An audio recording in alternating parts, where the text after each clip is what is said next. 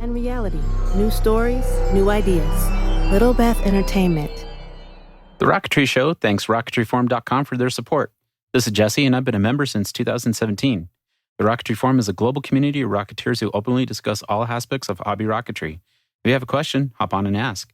There are hundreds of experts who can answer just about any question you have about rocketry. You can also find me by searching for Model Rocket Guy, and I'll be happy to help out in any way that I can. Check them out today at RocketryForum.com. Welcome to episode 123 of The Rocketry Show at TheRocketryShow.com. This topic, we're talking about NSL West. Now, this program, because of things going on in my world, including the passing of my father and all that, it kind of got in the way of our original recording schedule for this program. So after I came back from all that, we tried to jam in this whole edit session to try to get this show in before NSL West happened, but it didn't quite work out that way. We're close, but we missed it by that much. But that's okay. There's a lot of cool stuff in here. So sit back and enjoy this episode. Another note I would like to say, because a lot was going on while we were producing this show, we talk about George Gassaway in this episode and his groundbreaking work that he did with rocketry. And we were hoping to have a moment to speak with him in some way. But unfortunately, as I was in the final phases of editing this program, we got the sad news that George Gassaway passed away from his pancreatic cancer, which was coming on pretty aggressively. He was hoping to get another launch in of his space shuttle, and I think we talk about that during the show. But unfortunately, we lost another great one in our hobby, and so we would like to acknowledge that up front. So without further ado, let's get into the program here, NSL West 2023 on The Rocketry Show. Ignition sequence start.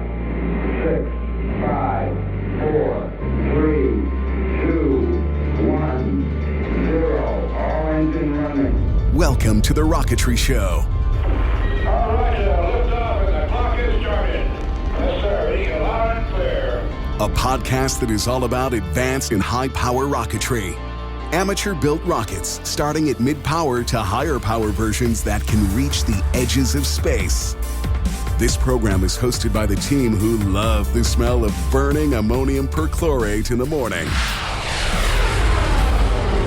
Here are CG, Gene, and model rocket guy, Jesse Yu. Welcome to the Rocketry Show. We'd like to welcome Matt Abbey and Ed Lacroix to the show. We're going to be talking about NSL 23. And Jesse, we're going to have you take it away since you are up to speed on that right now. All right. So NSL 2023, let me start over. NSL West 2023 is held in Alamosa, Colorado, just like NSL was held in 2021. So we have Matt Abbey, the event director, and we have Ed Lacroix, who is the director of national events for the NAR, National Association Rocketry. Welcome, gentlemen. Appreciate your time talking to us today. Thanks, Jesse. Welcome. Glad to be here, Jesse. Awesome. So if you all remember, I'm going to say 2 years ago, we had a review of NSL 2021, and you all might have heard a small interview that we did with Matt. He was kind of explaining what was going on with the event and everything. So kind of to start off here, Matt, is there any way that we can kind of kick off like how you guys got involved doing NSL to begin with and how you scheduled, 2020 that went to 2021 and how you got where you're at now? Oh, sure. Yeah, happy to. Thanks for bringing up all the brain damage of the COVID era, Jesse. Sure appreciate that. Very, very sporting of you.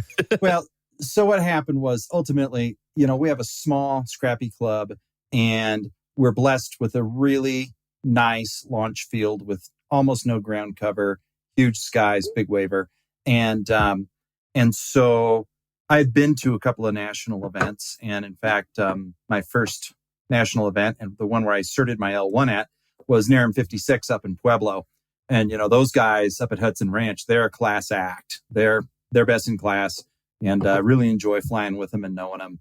And then as our club grew and we came to realize, what we had been handed by the property owner, we started thinking about the idea and we typed up a letter and sent it in, just like we'd like to host it and here's what we can do.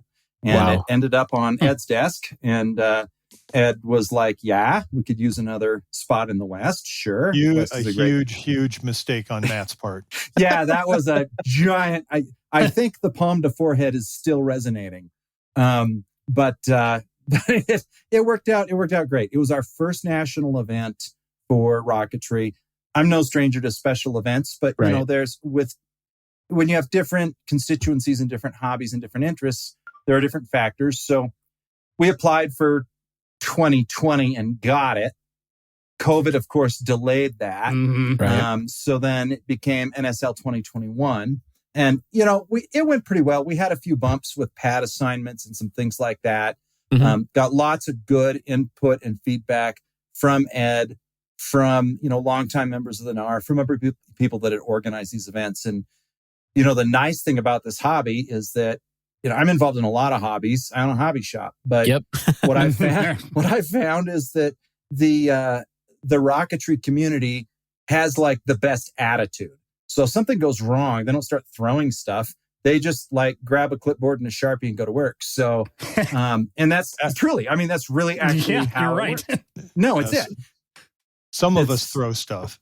Well, but not when we're looking. You wouldn't want to hurt our feelings. So that's exactly what happened. And that got sorted out. I got great feedback. The club got great feedback. And then, you know, Ed, to his credit, was thinking about, you know, maybe I should let Ed tell this part, but like, how do we expand exposure to these national events? Okay. So, you know, NAR went down that road and we got talking again. Mm-hmm. And my, you know, second poorest decision in the last 4 years said, yeah, sure, we'll do it again. And then that's what happened. And we put our hand up for a multi-year, really so we could make some investments and capitalize on those. Cause, you know, everybody hates to buy 80 launch pads and only use them once in a decade, right? Right.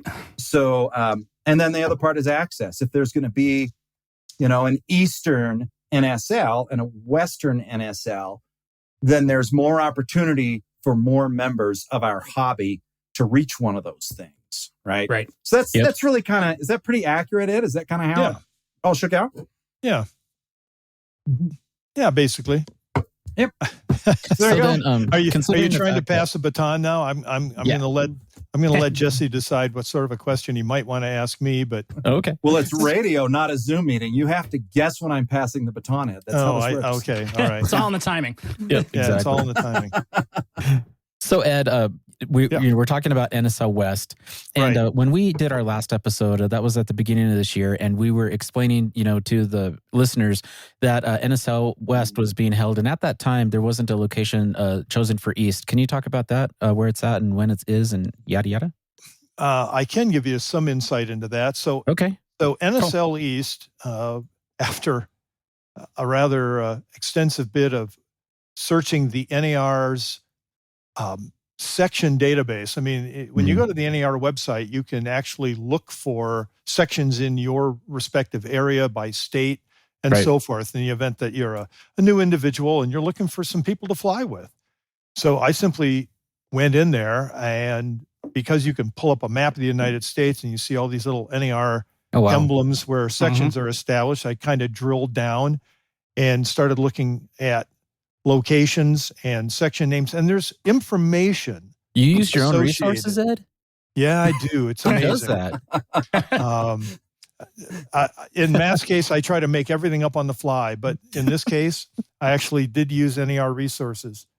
And because most of the sections, of course, have information about themselves, it was possible for me to immediately begin to say, here are some avenues to travel down, people to email, to inquire, and, you know, and this is like, you know, this is the not going to happen pile. Okay. So I had, going back to actually to virtual NARCon 2023, this past January, in the background, I had some conversations with Rick Boyette, who is part of who leads a section down in Florida. Right. And they have a monthly, they have a November launch every year. It's a fairly big, high power launch. And of course, because I am now gifted with being 70 years of age, I can't recall what the name. Oh, it's It's Slugger. They call it the Slugger launch. I have no idea what that's an acronym for. Okay. In any event, he said, look, hey, if you want a place to hold the first NSL East, we hold this high power launch every year in November. We can really easily rename it NSL East. Let me know. And that was very generous and very kind and understanding on Rick's part. But I did want to try and find something a little bit more central. So long story short, I got a hold of a group in Indiana, the Indiana Rocket Society, Rocketry Society. And I had a big Zoom meeting with myself and 9 of their section members. Okay. So it was quite the interrogation process.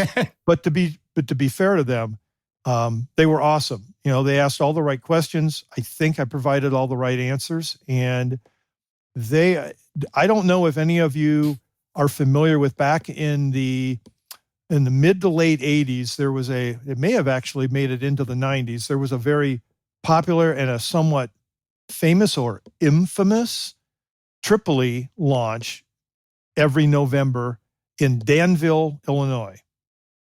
Okay. So this Tripoli Danville launch was a major launch back in that period of time for high power. As a matter of fact, that's where I certed level 1 in Danville of 1989.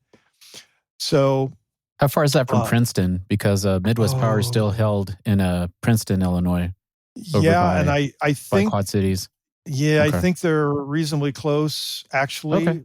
I wonder if that's the event you're talking about. What's that? I'm going to say about an hour drive, I believe. Okay. I lived in Chicago. All right. So so the NSL East that's going to be held this November, and I believe it's the second weekend in November. Okay. Is not that far from that old Danville launch. It's on the other side of the border. It's in Indiana versus Illinois. Mm-hmm. Okay, got it. But I think I don't think if it's even an hour from the old Danville, I'd be surprised. It might even be 45 minutes from it. Okay, yeah. But again, which is typical to East Coast high power involvement just by sections alone, most of them wait late in the year because their launches are held when the farmers get the crops out. Yep. And that's exactly the case here. So once the crops are out, they have an immense flying area. Right. Makes sense. I think the waiver that was last mentioned to me is they're shooting for something around 17K. Nice. And so it should have a very decent waiver. Yeah. And I think Indiana is pretty centrally located in many respects. So, that's where we're headed. CG and Jim, how far is that from you guys? 4 or 5 hours. Yeah, that's not bad. No, that's not bad. I got to shovel my level 3 into my Toyota. That's what I'm going to do. Well, it breaks down, right? It breaks down to at least 3 pieces, right? Yeah, it does. Bungee cords and a ski rack. I got it covered. Yeah. I can't wait. No, I got a nice, one of my favorite M5400s just waiting to be loaded up. Really? Oh, yeah. Okay. That'll do. Indeed. That sounds nice. So 17K foot for NSL East, right? That brings us to our next topic. Right. Let's see. I just pulled it up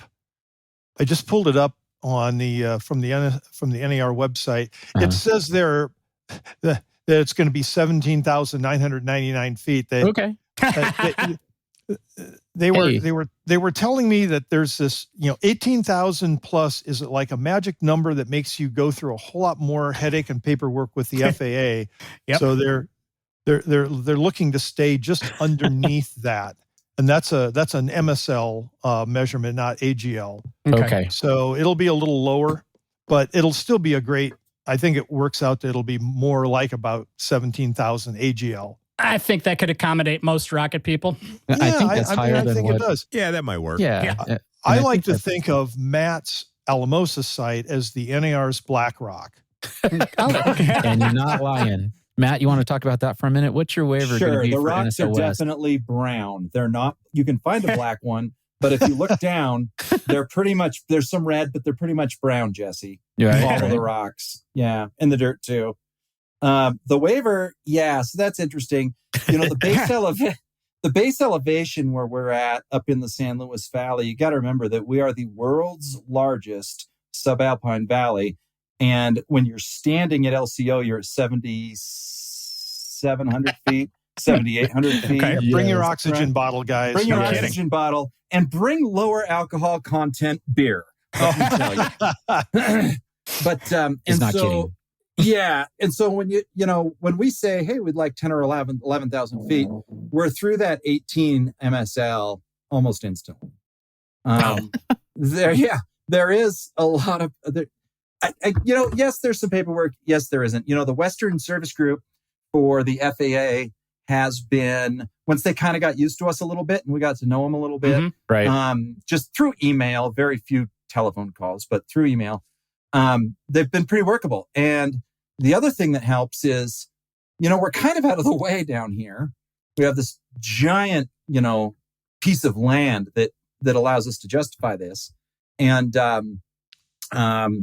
huge and then trucks, huge piece of land, huge tracts. Stop that. Yep.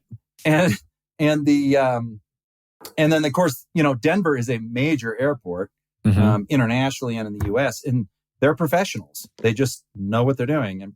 And so we have had a couple of situations where they've called us up and said, we've got nasty storms coming in off the plains. We've got to send traffic over you. And that's nice. And they're professionals. There's a procedure for this. So like NSL 2021, they called on, I think it was Sunday or Monday afternoon, and said, we got to pull your waiver. We have to send everything over the top of you because nothing can come in from the Kansas side. Wow. I think that was Monday. Okay. It was Monday. Yeah. Oh, that's right. Because we had weather too that afternoon. Oh, yes. Big time. Pretty amazing weather. And I said, okay, no problem. We have a couple of projects. Could I keep 15,000?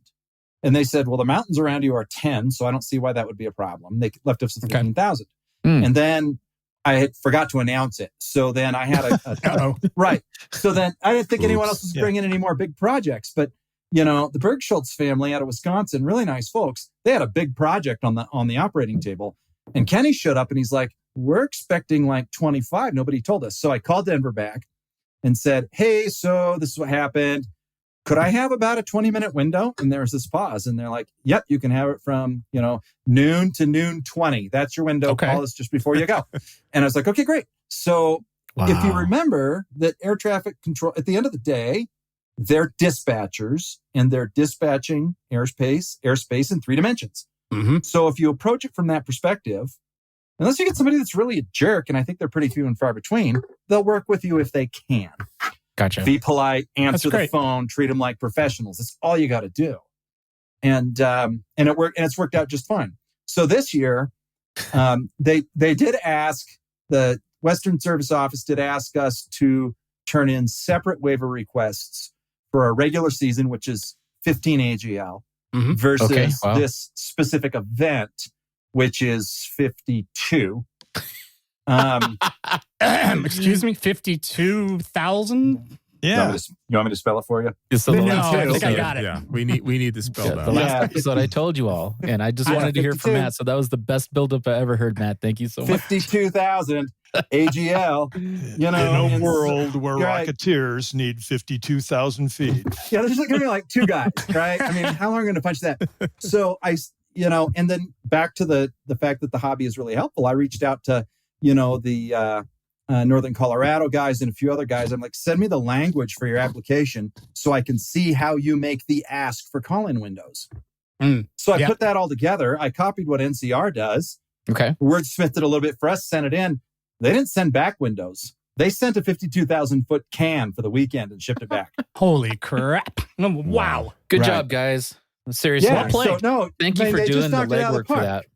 Well, it is some paperwork. There is some recycling. There's some rip off and duplicate from previous years because a lot of it's like we're in the same spot and we have the same guys, sure, the same stuff. But you have to be willing to sit down and do about 90 minutes of administrative, eye crossing and then you ship it off. And if they can't accommodate, they'll tell you they can't. And if they can, then they will. It's, don't overthink it. You make it sound so simple. Well, it's not. I know. You have to think it through, and you have to be flexible. And let's face it, these things exist until the rulers of the airspace, air traffic control, calls and says, we need a piece of your can. And then it just goes away. Right. They're the authority. Yep. Right.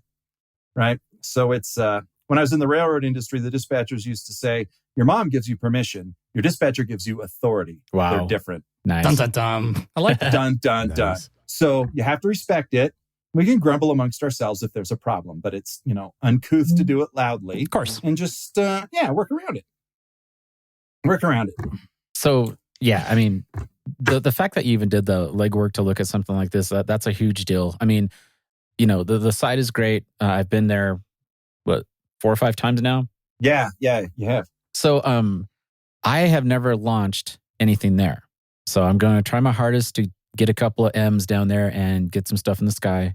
That's right. You haven't. I have not. So on the website, can you talk about this a little bit, Matt? There is a section for feature launches. What do you guys call that? Sure. BFR, Big Flippin' Rockets. I didn't name it. I wouldn't have used a word like flippin' if you know me.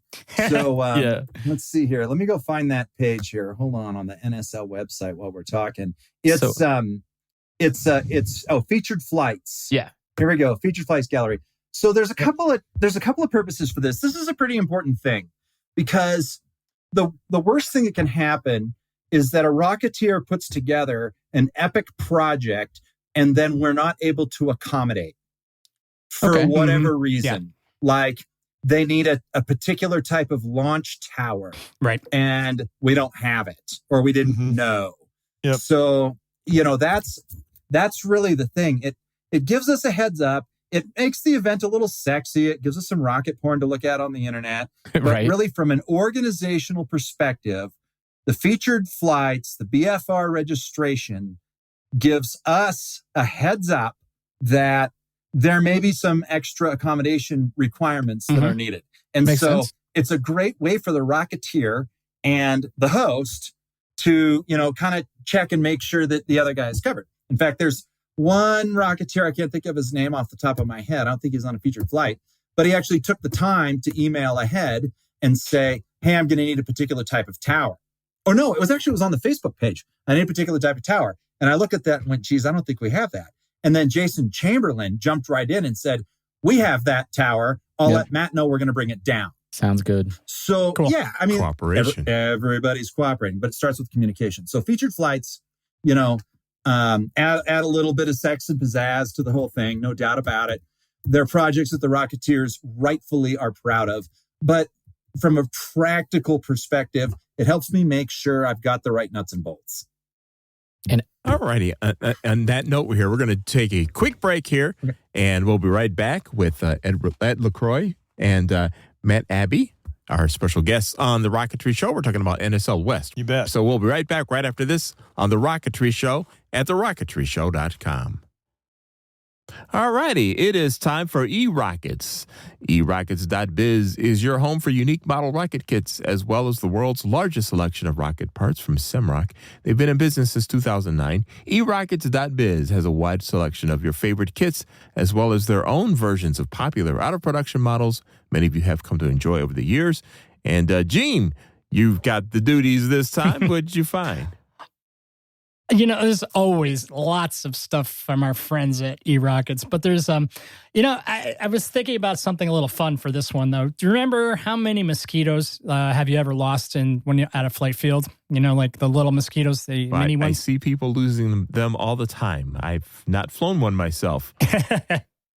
Oh, really? Oh, I've lost a couple of them, just in my crazy days of being a born-again guy. I just would build them and fly them and hopefully get them back. Yes. But I've got one here that'll bring back the glory days of all that if you were into the mosquito. It's actually the Mad Cow flying model 4-inch Cricket with a 38-millimeter motor mount. Now, this thing is pretty cool. It's an upscale of a mosquito-type rocket. So you've got these big plywood 1/4-inch fins. It's a 4-inch airframe. Got a nice plastic nose cone, and a tubular nylon shock cord that totally tubular that Mad Cow's always famous for always love their good shock cords. So it is a wonderful rocket that would bring back the days of the Mosquito. It's the Cricket. So it's a lot bigger, and you might not have a problem getting it back this time because it's so big. Okay. It is. Let's see if I can find the length of it is 28.5 inches. Diameter is 4 inches, and it weighs about 30 ounces with a 38 mil motor mount. So you could go big or go home with this one. Nice. And it's a really cool, like, anytime that you show up with this on the rocket range, you definitely get some looks, and especially if you put like a J in it. Could you see that? You're talking. I can see you putting a J in it. It would be, it would be fun. I mean, I've seen somebody do an 8-inch Cricket once. I forget where, but that was just a phenomenal launch. It was so ridiculously awesome. I loved every second of it. But anyway, this Mad Cow kit is a 4-inch. It's 38 millimeter motor mount, so you can certainly go K on it if you wanted to. It's just a really neat rocket, and it's like going on eRockets at $96.99 right now. That's under $100. So yeah, I'd probably put a shoot release on it and call it and just have some fun with it. I probably could put a payload bay in there and do some stuff, but why not? For something like that, go shoot release. It'll be awesome. So just a lot of fun. Not a hard kit to build, but certainly one that would have a lot of eyes looking at the pad when it went up. That is the Mad Cow Cricket from eRockets.biz. Alrighty, and there's plenty of other rocketry items to choose from, such as educational rocket kits and supplies, air rockets, water rockets, and so much more. eRockets.biz certainly has enough kits and supplies to keep you busy in your workshop for a long time to come. Need parts for your own custom builds? Not a problem. eRockets.biz also supplies the Semrock line of airframes, nose cones, centering rings, motor mounts, and so much more. eRockets has more rocket parts available than anyone else on Earth. So check out eRockets.biz today to learn more. eRockets.biz. If rocketry scares you, buy a train set. Lock Precision Rocketry manufactures a full line of high-quality precision-fit electronic bays, motor mount adapters, recovery hardware, and harnesses, all designed to meet your building, repairing, and customizing needs. Lock Precision believes in making rocket kits as light as possible while maintaining the strength required to fly with commercially available motors. When you visit LockPrecision.com, be sure to also check out their wide range of rockets, such as the 4-inch Mystic Buzz, the 4-inch Lock Goblin featuring multiple motor mount adapters for 29 and 38 millimeter motors. If you're looking to gain entry into high-power rocketry, then you can certify for your Level 1 in style using the Lock 4 Rocket Kit. Lock features rocket kits for all flyers ranging from entry-level builders to experts. The name Lock Precision has been synonymous with mid and high-power rocketry for over 30 years. Check out LockPrecision.com today to find out why. Find your airspace with LockPrecision.com and Public Missiles Limited. Hey, all you rocket geeks out there. Do you like doing in-flight videos of your flights? And do you ever use those keychain cams and unfortunately sometimes only get videos of your thumb? Hey, this is Gene from The Rocketry Show, and that used to happen to me. I used to use those old keychain cams only to get nothing very good quality. But I found a solution to that, and it's Insane Rockets. It's an app that's available on the Google Play Store for Nexus 5X and higher. Now get this, it does 4K video, but not only that, it'll upload it automatically to the cloud and provide you real-time telemetry while tracking your rocket through Google Earth. It is amazing. Available on the Google Play Store, Insane Rockets app. It's crazy. No, wait. It's insane.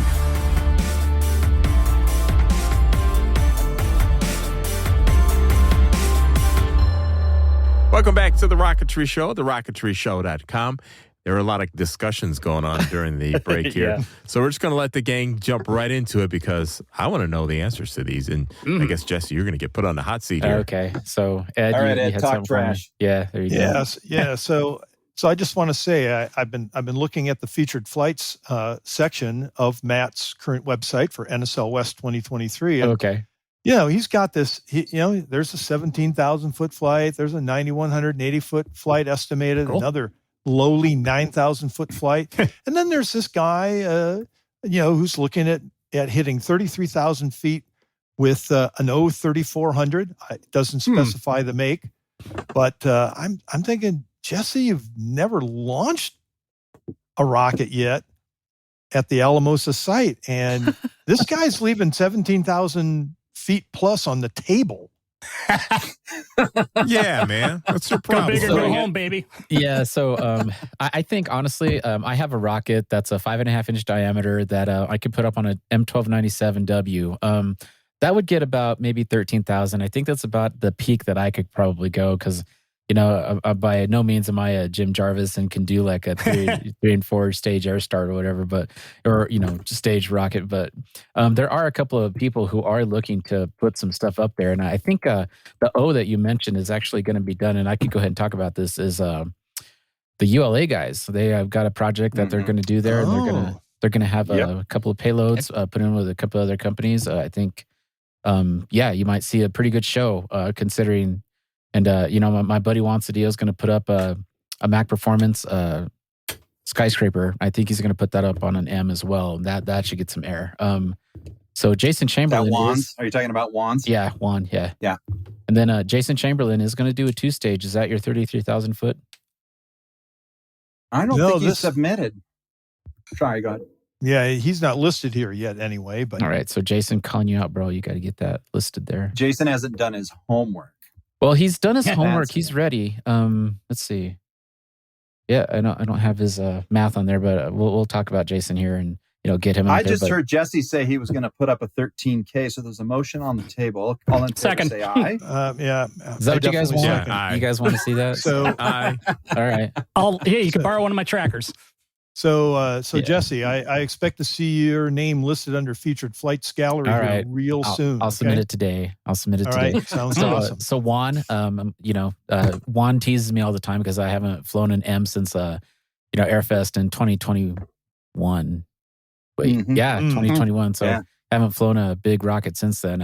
I've just been doing low power and mid-power rockets with my wife lately. So that's been kind of cool. Getting her kind of involved. She's going to go with me to the event. We're going to take our camper out there. So we're pretty excited about that. And then I don't know. What else? You're going to put Matt in the hot seat about?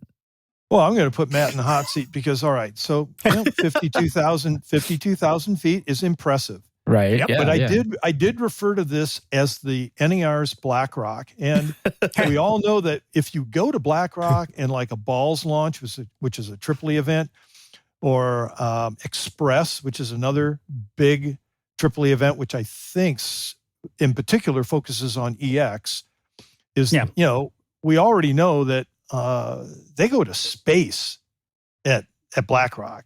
Now, I'm not expecting space, but Kip DeGurtis is gearing up right now. I've been following him on Twitter. Yep. He's gearing up right now to make a second launch of the vehicle that flew to 287,000 feet last year at BlackRock, and he's going down to FAR. Yep. He wants to fly, and the reason he told me on Twitter he's flying it at FAR is that he wants to get video from that flight of California that's all sitting under water and green stuff.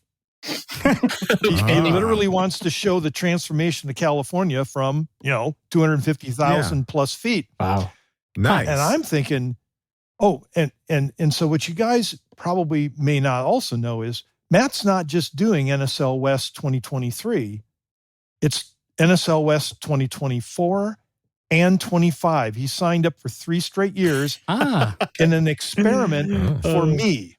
Okay, now. What's the experiment about? Yeah, that's what I was going to ask. So the experiment is about the fact that although NSLs have moved around traditionally, the fact is that I think that in this day of, at least it's $5 gas here in Phoenix right at the moment, the cost of everything has gone up. And maybe from a budgetary standpoint, our members would like to know by going to NSL West in a few weeks, will it cost me this much for gas and a hotel room and so forth? So they're going to have a really good idea of what the cost is next year. And maybe that makes budget planning easier than going, they're moving NSL West down to a Lucerne, or we're going to take it up to Washington State somewhere. So I asked Matt if he would do it 3 years in a row. And I will certainly be soliciting input from the membership to see whether or not this works for people budgetarily, or whether or not I'm basically going to be chased by, flaming oil sticks and pitchforks because they want it stickers. They want it to go to the old model. Yeah, they want it moved around. Yeah. So we'll see. Okay. But he's signed up for the next 3 years. So I would love to be able to go to somebody like Kip and say, Kip, I got a Alamosa site, and Matt Abbey is going to make a 300,000 foot waiver available to you. Bring your rocket. I'd love to see a 300,000 foot shot. Who wouldn't? Right. That would be cool. Yeah, that would be great. Right. Ed makes light of it, but there is some truth to that. The other thing that we got to remember is that from, strictly an operational perspective, getting to operate an event 3 years in a row gives us room to make incremental improvements each year, and capitalize on side investments. But there's one point, kind of a tangent point, I just want to drive home here for a minute. And that is, Ed and I have had a relationship for a while. I've known a couple of you guys for a while. This isn't my event. I am the organizer, but we have a very small, very hardworking club. We put on NSL 2021, and Ed was sitting over by my travel trailer. We may or may not have been having an adult beverage. I don't remember. I won't cop to anything. Or maybe we were on our second. I don't know. Yeah, it was after 4. I know that for sure. Yeah. And he said, so how big is your club actually? Oh, yes. And I said, we have 5 active members. And he just, he didn't spit his beer out because beer's expensive, but he, he just kind of looked at me and we had to talk about this. And it comes down to the effort. Yeah. Every club has a group of people, and in the middle of that group are 3 or 4 or 5 or 7 that haul most of the water. That's right. Okay? Mm-hmm. And those people are Steve Cole and Monica Cole, their family. Yep. Dennis Perrin, William Flores. He's on the Capuline Fire District as a volunteer. He's a retired disabled vet, and he's bringing a fire department brush truck out for the weekend. Nice. That's amazing. We're going to have the best fire suppression, in the region. And we plan to have a fire just so we can. We're not going to have anything like a fire. Stop. Bad talking. Back talking. But close. We don't have a lot of ground those cover words either. out of your mouth right now. Yeah. Back up the tick. We don't have a lot of ground cover. But and then Alamosa County gets in, and they bring a grader out for a day and cut us a fire break around the whole thing. Oh wow. And then the landowner comes in with 20 belly dumps of crusher fines to give us somewhere to put our pads where there's nothing to catch fire. So the Touche family, the kids haven't been active for a few years, but Liz, the mom, comes out and helps. And the local marketing district, the Alamosa County local marketing district, helps spring for signage and things. So, everybody does a piece, and that's why ours work. I get to do the podcast, and I'm gonna, I get the director hat. Okay, but the fact of the matter is, at 8:01 on Saturday, my work's, other than putting out a couple of, solving a couple of little problems, my work's pretty much done. Right. And it's back to the fact that this hobby is pretty cooperative. If you go to the NSL West schedules tab and pull down on the volunteer schedule, oh yeah, everybody put their hand up. This thing is staffed by us for our own enjoyment. Yeah. And it's the epitome of many hands makes light work. So although our club I think we have 7 active members now. Ron Oglesby has joined us. He's a great guy. We're, everybody's kind of in an area, and the membership and the participants are doing a thing. And then are doing the actual, 2-hour, 4-hour tasks, right? Then you go to the vendor group. The vendors are unbelievable. Aerotech, God bless Aerotech. They stood up to sponsor the lanyards and the badges and the IDs and all that kind of stuff. Everybody knows Dan and Gary. If they don't, they should. But, right. They put some money down. Yes. I was shocked at how much lanyards cost 2 years ago. Those Orange Hobbytown lanyards in 2022 were $5 a piece. Ooh. Wow. Wow. Yeah, right. And then, all of a sudden you've got 15 local kids walking up and they all want one, and you just kind of wince and you give it to them. But so Aerotech wrote the check for that. And Estes is out in Penrose. Everybody's heard of Estes, right? Estes is... that little company. Yes, they're pointing things up. Yeah. Estes is...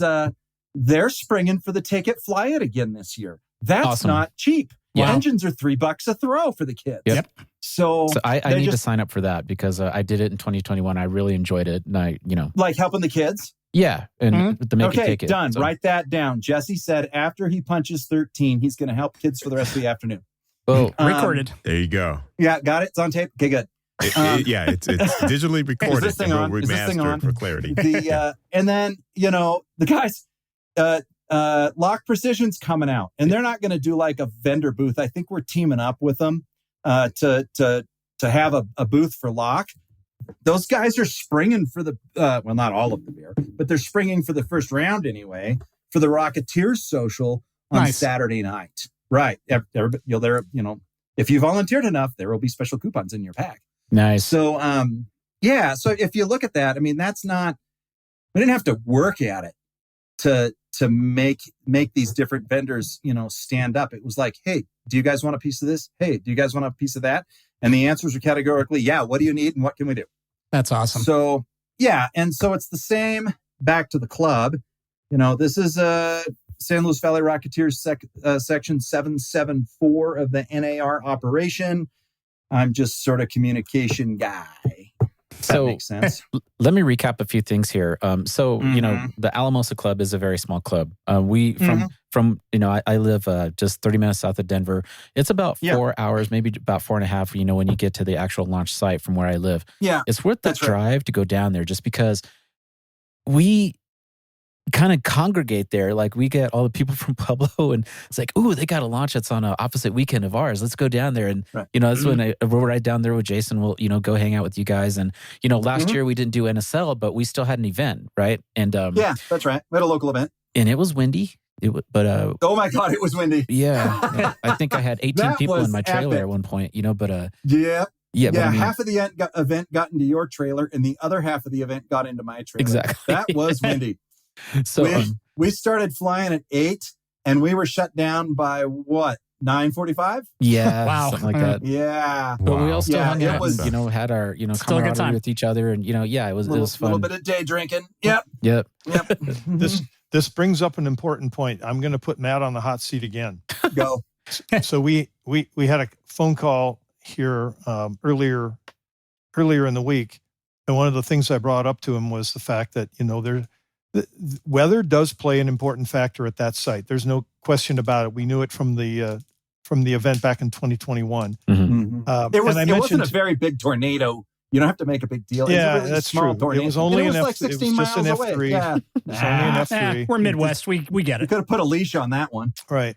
Yeah, But I said to Matt, I said, so look, if for any reason we got to call the event at some point during the course of the day, you need a plan B as to where are we going to meet up? Where can we say this is where all the flyers need to go so we can socialize and so forth? And he said, well, I'll get on that. And it dawned on me today, the answer is your hobby shop. Oh boy.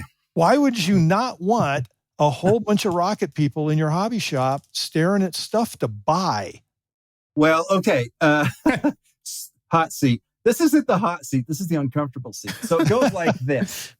I'm pretty careful about separating my club and community activities from my commercial interests. You notice there wasn't a Hobbytown tent at NSL 2021 or last year's local event because, there are a lot of vendors that also participate and rely on this.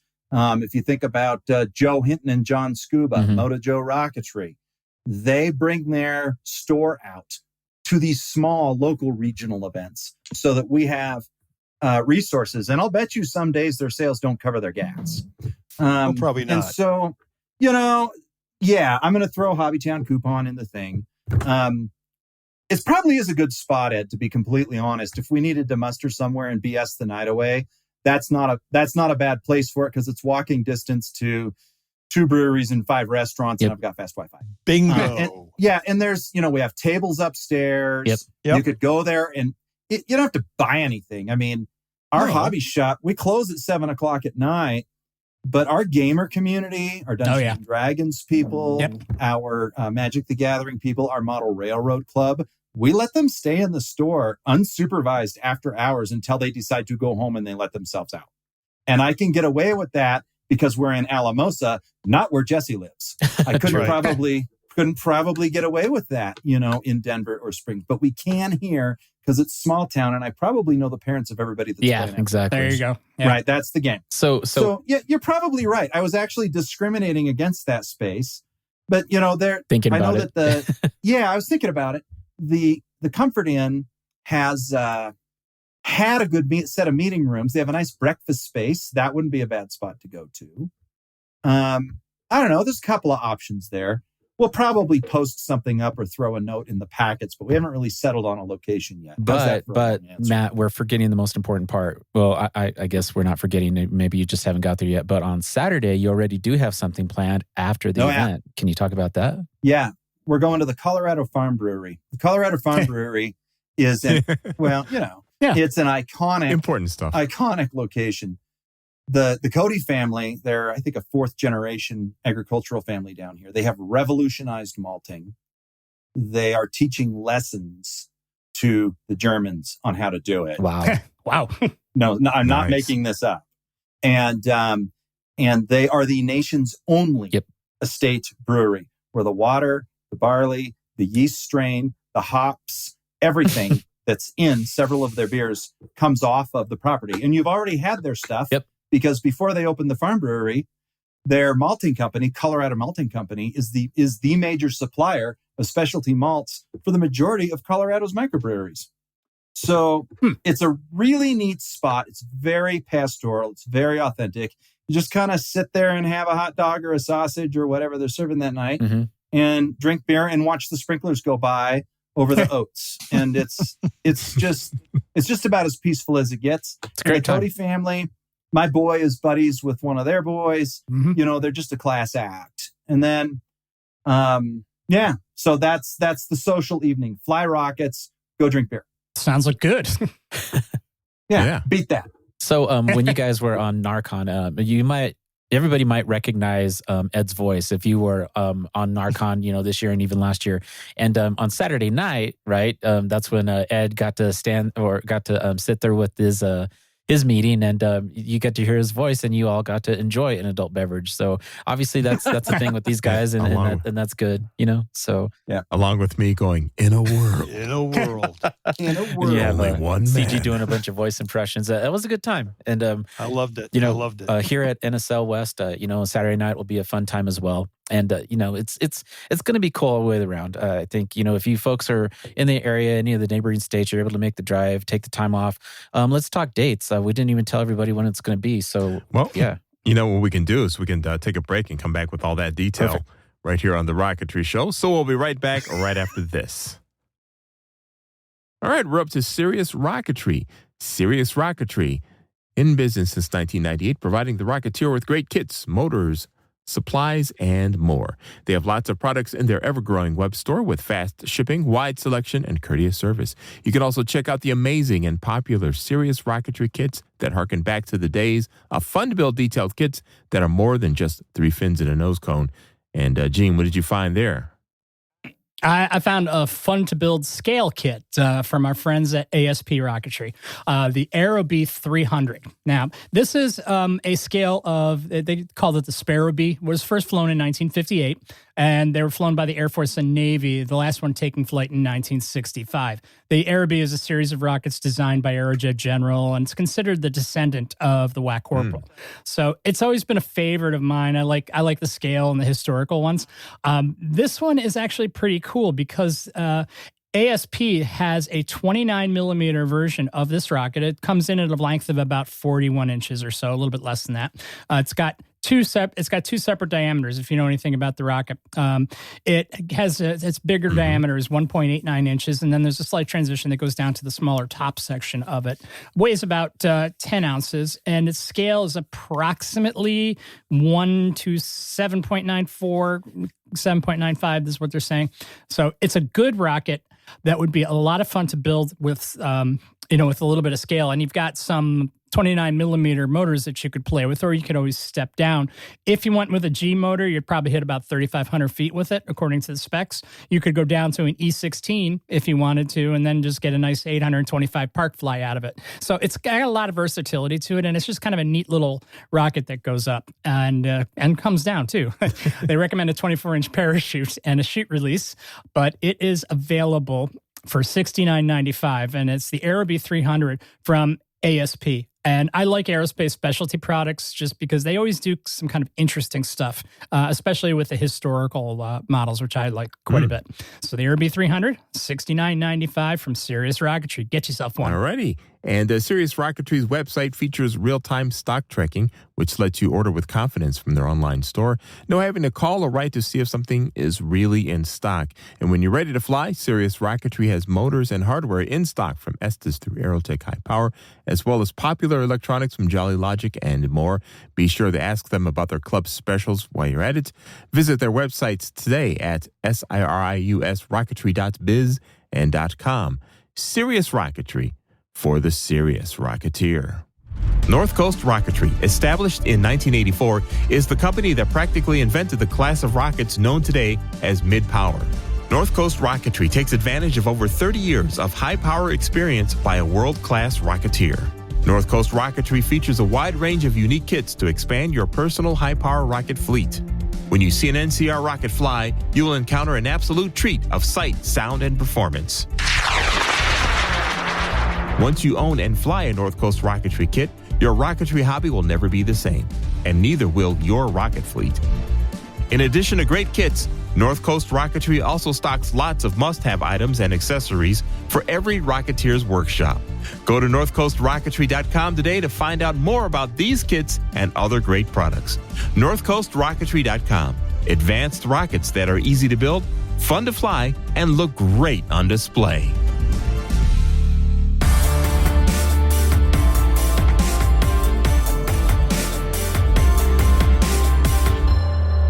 Welcome back to The Rocketry Show at TheRocketryShow.com.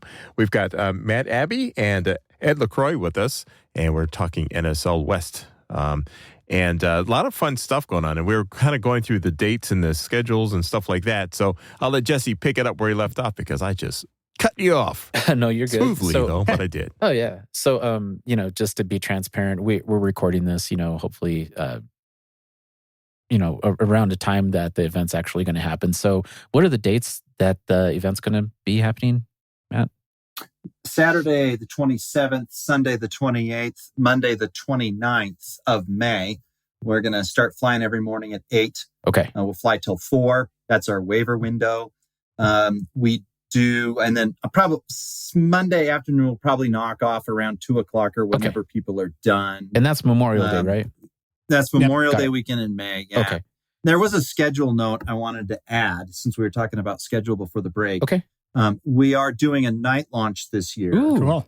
Really? Yeah, that'll be on Sunday evening. Oh, yeah. Yeah, that'll be on the schedule. Local Rocketeer on the Front Range, Jesse Frey. Yep. I blame Jesse because he has some pretty cool night rockets, and there's some pictures on the San Luis Valley Rocketeers Facebook page of some of the stuff he's done. So we thought, okay, what the heck, we'll do that. So that's Sunday evening, and so we're going to add that as well. No, it's great. Thank you. Night launches are always fun, especially in an event like that. And Jesse's really good at doing... it's not going to be a long one. Yeah, Jesse's really good at doing gliders. Yes, he is. Cool. Yeah, he's a cool guy. It won't be a long one. Probably from the time it's dark enough, o'clock, for about an hour. Got it. So if you're going to do the night launch, come ready. Get those LEDs. Yeah. For sure. All right. Yep. So, 2021, you had a ton of vendors there. Oh my gosh, there was so many people, so many vendors. So besides Aerotech, who you already mentioned, can you go through the list of who else is going to be there? Sure. And mention that one dude. Mention that one dude last. So which one dude? That one dude. Joe? No. That one dude? No. That one dude. Mm-hmm. Right. Okay. So vendors. Aerotech's coming out, of course. Estes is coming out, of course. Chris's Rocket Supply is coming out. Chris is a nice guy. He's bringing out his enormous trailer. Huge trailer. Always nice. Brand new trailer. Huge trailer. Chris's. Yep. I heard he got a bigger, badder trailer. Right. Cool. Moto Joe is coming. Moto Joe is kind of the local hero on him and John on the participation and heavy lifting and supply and donation and helping side. So yeah, he gets top billing.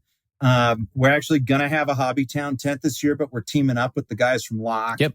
We're going to do a cooperative one. So Lock Precision will have a, quote, minivan stuffed full of rockets so that you can figure out what to do with, unquote. Love those guys. Right? Oh, God, I love those guys. Yeah. Jonathan from IMPLS Launch Systems is coming up from New Mexico. And he's a really neat dude. He flies with, I think it's Flare. Nice. I could be wrong. Yeah, sorry if I'm wrong, Jonathan. I think it's Flare. He's a neat guy. He actually was my level 2 cert dude down for their NSL in, was that 18 or 19? Okay. Yep. And he makes those really nice kind of class and small club launch systems. Yep. And they're really classy and they're really clean. So I've offered him a kind of a test range space. So if you want to demo his system, he should be ready for that. Cool. If he is in character, he will be in an orange NASA jumpsuit. Can't miss it. Yeah. Spare Shoots is coming out. They do do custom shoots. Front Range Rocketry is coming out. Also, I love their tagline, friends don't let friends recover under boring parachutes. They do some amazing work. Yeah, that's Steve Riegel. He's a really... Yeah, that's Steve. Yep. Uh-huh. Mile High Rocketry is coming out. Does a lot of Loki stuff in his Very cool. in his assortment. He's been out a couple of times before. Also super nice. Bob Dixon, tons of accessories. Yep, Tons Bob of Dixon. accessories. Tons of accessories. And Class C motorhome with a tent and some tables. Can't miss them. I'm looking at the page and I'm realizing we have some vendors to add. I think that's all of them. I'm sure I've not forgotten anybody, Jesse. Who could I have forgotten? Is it Model Rocket Guy? Is that your website? What? What's the name of your website, Wait. Jesse? Yeah, yours. ModelRocketGuy.com. Yeah, your vendor. Yeah, that's me. Model Rocket Guy. Oh yeah, they're coming. So yeah. I chose this episode, CG and Jim, to kind of reveal that. Yeah, guys, I'm a vendor, and I'm pretty local to the Colorado area. So I don't really go a lot out of Colorado, but I do have a website, right? Yeah, my specialty and he's is got tits. my specialty is merging everything together. The entire stuff that I have is Lock, Mad Cow, even Wildman Rocketry. We got ways to have you merge pieces together. So if you need an electronics bay, I know what fits with everything. So that's my specialty. Okay. So you hit me There up. you Yeah, go. he's got some pretty cool stuff. And ModelRocketGuy.com and Jesse, they've also started doing printing on glassware and coffee mugs. So Jesse is the licensed National Sport Launch West 2023 coffee mug vendor. If you have one and you didn't get it from him, we're sending the cops. Yep. So There you go. Very cool. yeah, it's got to get it from Jesse. There are some pre-orders for the people that are smart. Otherwise, you have to see what he's got left for mugs because they'll be hot. But yep, so ModelRocketGuy.com is going to be there. There are a few other vendors that are sort of on the bubble that I'm waiting to hear from. Okay. But what happens with these things, both with registrants and with vendors, is that the registration body, for our previous launches anyway, has been about 60% of the total people that actually show up. And there's something kind of similar with vendors. What you'll find is there's a lot of folks in the hobby that have a niche in the hobby that they like to do. Exactly. And they bring stuff and sell it. So they may not register as a big vendor, but they will set up their tent with their table and their stuff on it. And we want to support that because that's part of the ethos of the hobby, right? Very cool. It's going to be fun. So, I mean, it's going to be so, yeah, my wife's going to learn how to do some stuff. So you guys might wind up talking to my wife while I'm out flying, 13,000 foot rockets. Let her get her level 1. Yes, she needs a level 1. She hasn't built 1. it yet. We're actually planning to do that this summer. So we'll get that done though. That's awesome. She's going to do a goblin. Ooh, that's a good one. Nice. Of course she is. 4-inch goblin, right? Of course. Yeah. So we're a very goblin rich environment down there. Oh, yeah. I Ain't we remember all? the first time I had a drag race with my goblin was against some dude who my rocket went up first and then his went up behind me along with his student, right? And then this guy's rocket shot past mine, came back down first. So he totally took me out. That was you, Matt. Thanks a lot for that. That was you and me, and it was Jack Touche, one of our youth Rocketeers. Yeah, and you guys completely stomped me. My igniter took forever. And then, it was all done, and you come walking over, and you're like, well, it looks like I won. I got up. I said, wait a minute. This is a drag race. I got off the line last and got to the finish line first. It was pretty sad. Who's better? Yeah. It's like, okay, you win. Yeah, I heard some rumors you guys do those, do a little enhancing on your goblins. Oh, that was the other club. Yeah, those guys do a 50 F-44s and a 24 millimeter. It's always goblin. the other club. Yeah, always. Hey, it's Colorado. It's all me, baby. That's all. I'm part of all these clubs. Anything. So a couple other questions for you guys. We're having too much fun. Cert flights. I understand that James Russell's got a couple of L3s scheduled. How many cert flights do you guys have scheduled as far as level 3s go? Let me pull up the report. I actually have a report on that. So I figured you would. Just babble here for a minute while I find my Google Drive and my spreadsheet. But yeah, so then, James Russell, when he registered, he sent in under the volunteer section, willing to do whatever you need me to do. I can help out. And if people need certs or whatever. And I thought about it, and I thought, when Rocketeers show up to cert, particularly the level 1s, they're not always totally sure of what the steps are or what the scene is. And so if we just had a dude we could point at and say, that guy is master of certs, go talk to him. That would, create a single touch point for the Rocketeer. It smooths the whole thing out. So I've actually been on eBay looking for classic certs Breath-Mint t-shirts to buy him. There are none in his size that I can find yet, because that's apparently not a very big pop culture thing yet. But yeah, it was super classy of him to put his hand up for that, because that gives us all, somebody walks up and goes, oh, this is my rocket. We could just point at James and say, hey, he's your guy. And then, we'll have the tests and the whole thing and some space under the tent. So yeah, I think that's going to work out great. And we're really grateful to James for putting his hand up for that. And some of our other Colorado, level 3 volunteers will also be able to help you guys do certs. And, if you need me to help you with that, come find me. I'll, point you in the right direction, or if I'm able to do it myself, I will certainly help you cert. Level 3 is obviously you guys have to work with James first before you even attempt to. You obviously can't just show up with a level 3, because that's not going to happen. But make sure you do your planning, and then we can get you set up at some point. A different event if necessary. But yeah, level 1, level 2, come bring your rockets. Let's if you can bring your paperwork, that's good. But in most cases, we'll have some stuff printed there for you. And like I said, we have several members from the Colorado clubs that are going to be there that can do testing. Also, Matt, this is, if they're not with NAR and they're with Tripoli, we do have some prefects that will be there as well that can help you start as well. Yeah, that's cool. So there are a couple of clubs in the region that have both charters under both and members in both. Yes. So that sort of crossover, if you're a Tripoli only person, that's a personal life decision. We won't hold it against you. We don't judge. Or you can be like me and have both, right? Like I do. NAR for life, baby. Jim, NAR for life. We got a gang sign for NAR, so just leave it there. But there's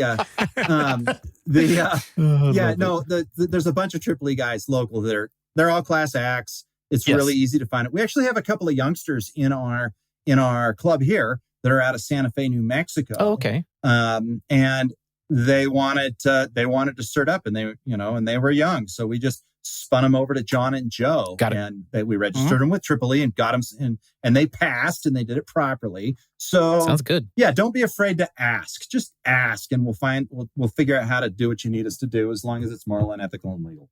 Okay. Pretty basic. So, indeed, registration for NSL West has already come and gone, right? Like, I think. Yeah, it shut today. It did close. Yes. It did. So I got it just in the nick of time. Yeah, just in the nick of time. So all the rest of you. Hey, Ed, did you get yours done? Ed, Mr. Lacroix? Ed, you didn't do yours yet? Hey, you still have to register. You're the event director. You have the reports. You tell me. Oh man. Well, okay, hold on. What, Justin? Oh, actually, I don't have the. Oh, wait, I do have the most current set. I remember last time you missed registration. Start the Jeopardy countdown clock, Cornelius. Start. We had to do. Here's the registration report. Open in Excel. Yeah, I did Mr. Lacroix just to be a jerk.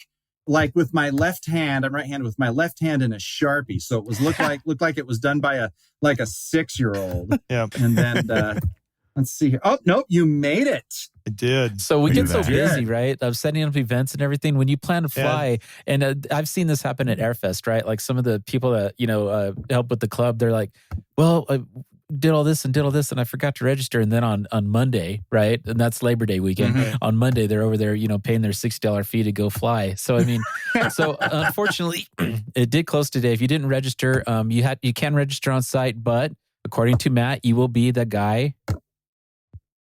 Well, yeah. So I would only be that mean to. I would only that guy. You'll be that I'd guy only with be the that marker mean name to tag. Ed.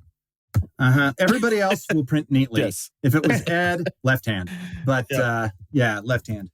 So let's see. I'm actually doing a registration count right now. Let's see where we're at. Looks like we're around 80. Okay, that's great. Which is a little under 2021. But we also got to remember that 2021 we've been shut down for a year and a half. So there was some pent up pressure. Right. That and we had a little more clunkiness in the registration process online this year. We got a little later with the marketing. I think the word's out. I'm not worried about that. Well, but I expect there's going to be more registration on site. Yep. I think there will be too. I think Rocketeers are notoriously a little bit slow to sometimes register for things. So I suspect there'll be some reasonable on-site registration. And that's one of the reasons we wanted to have you guys on 2020 now. So honestly. Yeah. There you go. Appreciate that. In 2024, Ed, let's just do this. Let's just make online registration $10 cheaper than on-site. So be it.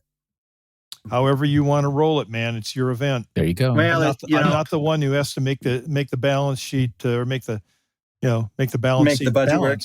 It's not the balance sheet I'm worried about. It's the correct number of porta potties. And if people don't register ahead of time, very true. I do not know how many butts I have to cover, literally. Mm-hmm. So that's why you have the gravel pit, Matt. Come on. No. Bad. Send the bad overflow to the gravel pit. No. Bad. Well, there will be enough porta potties, but those suckers are expensive. Oh, yes, they are. That's like the number one cost is the portalets. Yeah, and you can't believe it. Pre-registration helps us figure out how many to put out there. Exactly. I have kind of an off topic, but for you, Ed, being the national events chairman, right? How many porta potties, or how much does the porta potties cost at TARC? How much do they cost? Well, I have to tell you, I may be national events director for NAR, but TARC is the AIA's event. Okay. All we provide at TARC is manpower and the oversight and safety for the launch site. Okay. Because I'm going to be there next week, so I was just curious. Oh, yeah. I couldn't tell you. I'm sure that Trip Barber might have an idea, but I do not. Okay. So NSL West, the porta potty bill this year for 8 porta potties and 2 hand washing stations with a refresh on Saturday night is going to be $1,200. Yeah, I believe it. And that includes the small town everybody knows everybody discount. Play over at Mondragon's is taking care of us. Yep. I have gotten other quotes for this event, and it's almost double. Wow. So like one porta potty can make a 500 bone difference in the cost to running the event. That is incredible. These the little details. I mean, you're the logistics guy, the transparency, right? Like, I mean, it's nobody ever takes it. Nobody thinks about that stuff. It's crazy. Mm-hmm. How big of a dumpster do I need? Does it need a lid or not? Is it going to be windy? Yes, we need a lid. How many people are coming? I don't know. Send me the big one because nobody registered ahead of time. What'd you get? 20 yard or a 30 yard? I got a 20 with a lid. Okay, that sounds great. Yeah. Yep. It's kind of just a fascinating little insight here to how something like this gets pulled off. For sure. Yeah, indeed. Yeah. So if anybody wants to look at the operating plan, when we're out there, I'm happy. I don't want to do it 100 times, but if there's somebody in the audience that's thinking about, geez, maybe our club should put it on. Know that our club is really transparent and open. if a club is making a bid to put on an event like this, and you're interested in what our punch list, what our budget, what our operating plan looks like, if you're a qualified club and Ed says, yeah, they're a contender, I'll share it with you, because we can shorten your learning curve and we can dial your budget in pretty close. That's very cool. Thank you for the offer. 2021, we misestimated our advanced signups by one person. Wow. Nice. It's pretty spot on. Yeah, so we can do it, and we're happy to share. Thank you. Cool.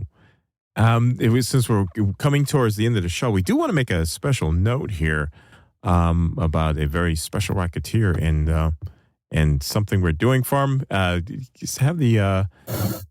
Let's talk about the details on that. All right. So, where do I want to start?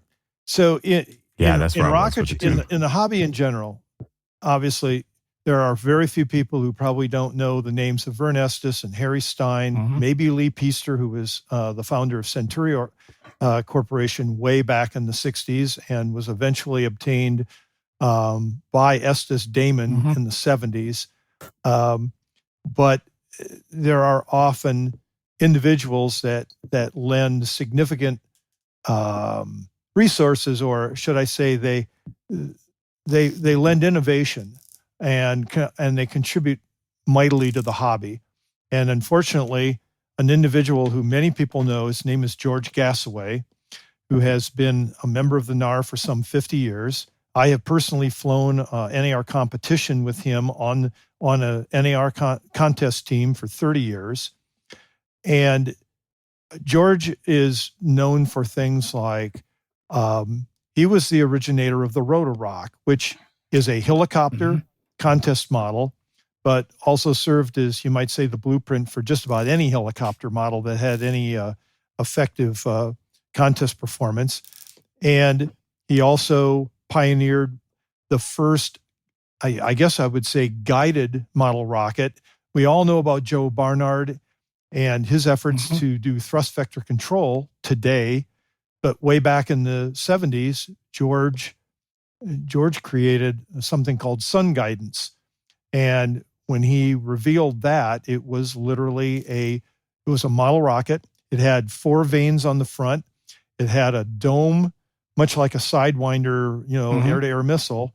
And it could actually seek and follow. You could aim it off at 45 degrees to the sun, and wherever the sun was, it would change the trajectory of the model, and it would fly very, very accurately to the sun, which is why it was called sun guidance. He later on even applied the technology to actually thrust vector control. He gimbaled a rocket motor even before Joe Barnard did. So I don't know. George has done a tremendous amount for the hobby. It's impossible for me to summarize it all, but he's also served as a trustee of the organization for 10 years. So he unfortunately received a diagnosis of pancreatic cancer about 2 months ago. And anybody who's familiar with it knows that pancreatic cancer has no good outcomes. His is fully metastasized. It's in his bloodstream. And George doesn't have a lot of time left with all of us. He is hoping in his final days to make it down to the World Space Modeling Championships in Austin, Texas, the first week of July.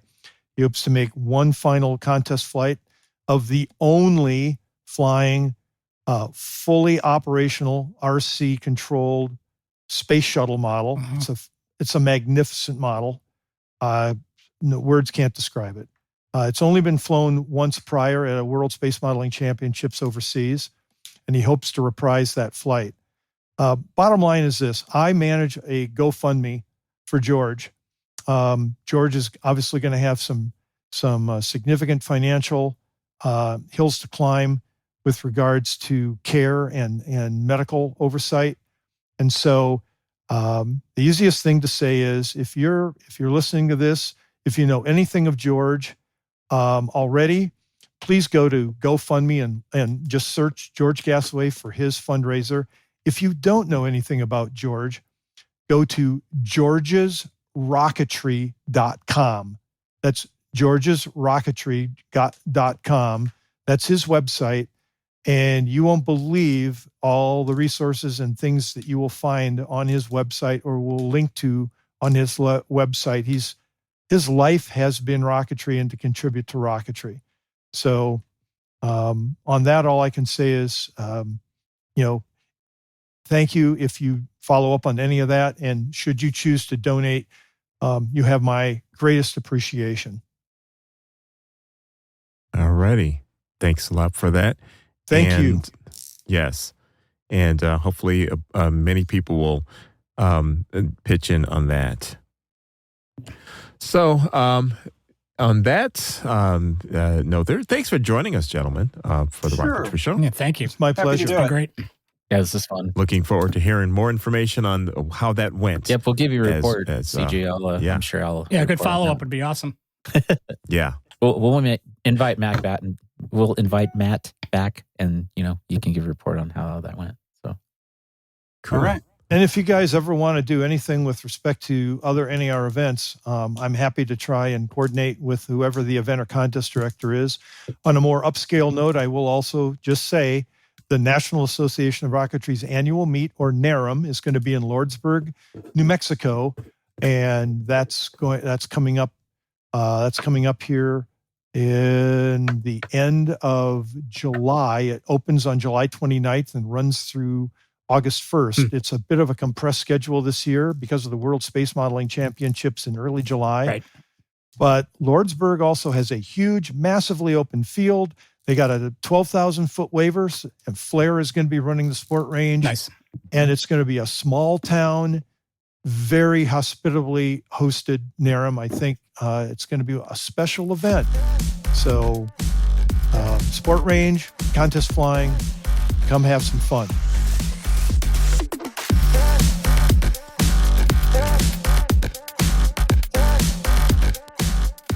Alrighty, hopefully you'll be on your way to NSL West right now.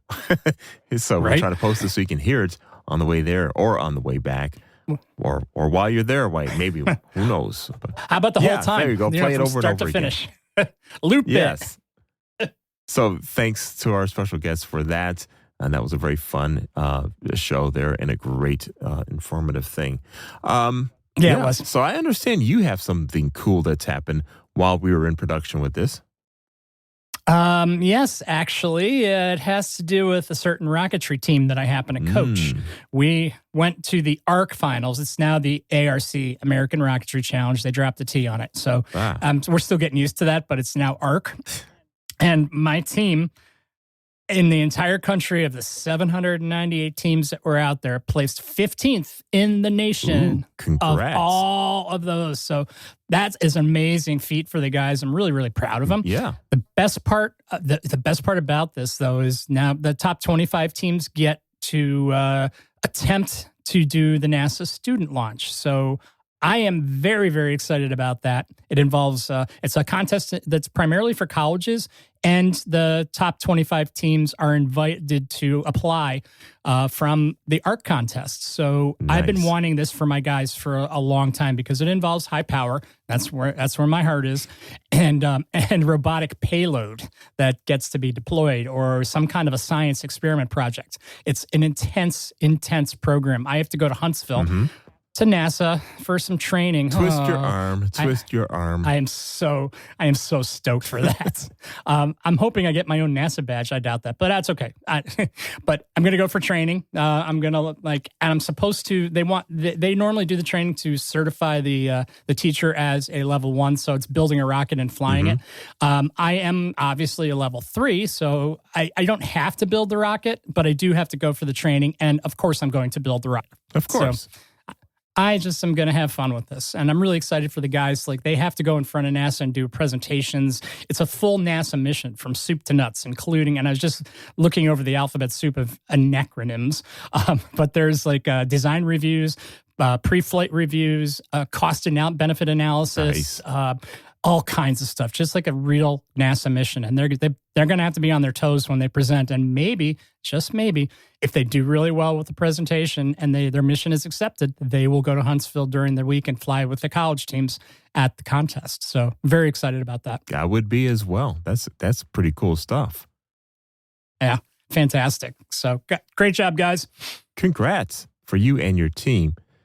And let's see here. All right, before we to get on out of here, let's take a quick moment to thank our patrons for the support of the show. And by the way, we've got coming up very quickly the Earth Festival. So that's where we will be there. So thanks to our patrons and stuff. But that'll be our first on-location show since before the COVID times, So this is going to be fun. Right. So anyway, thanks to our sponsors and the patrons for getting us to these things. And the following patrons we'd like to thank here: Todd West, Jonah Cheney, Matt Tudor, Joseph Petro, and Les Rayburn, Stephen Spencer, Bill Cook, Jason Cook, Gary Rosenfield, Greg Ziegler, Ken Blade, Eric Hamilton, John Beans, Scott Holla, Guy Wadsworth, Filthy, Tom Rum, Stephen Ray, Amanda Ho, Steve Sainer, Mark, railbuttons.com, or Randy from railbuttons.com, I should say. Philip Kelly, EverdoneRocketry.com, and High Tech Redneck Rocketry, otherwise known as Stacy Worley there. There you go. And moving along, Jim Fields of Michiana Rocketry, Brett Nowaki, Timothy Mock, Jeff Curtis, Team Semrock. Yay.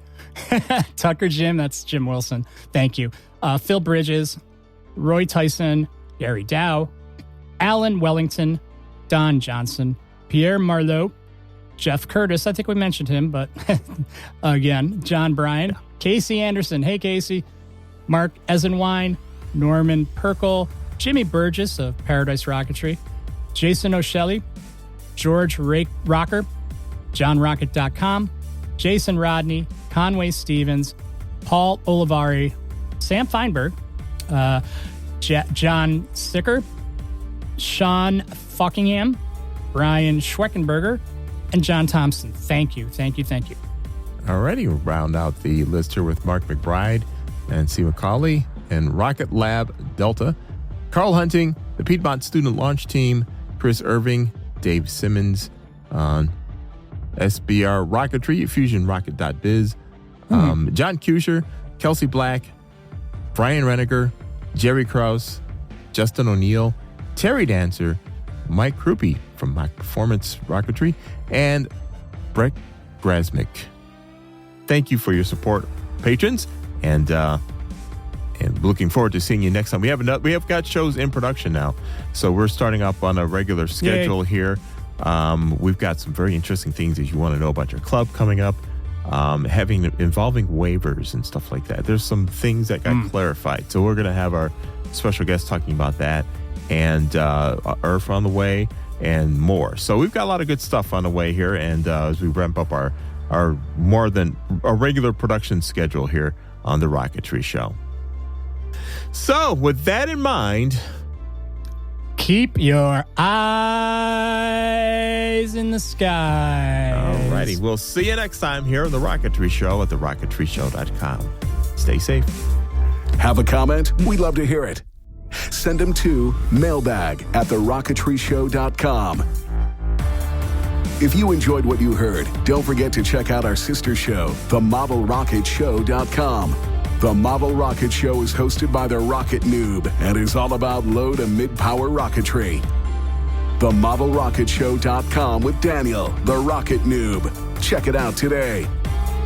The views and opinions expressed on these programs are those of the participants and do not necessarily reflect those of Little Beth Entertainment or its sponsors.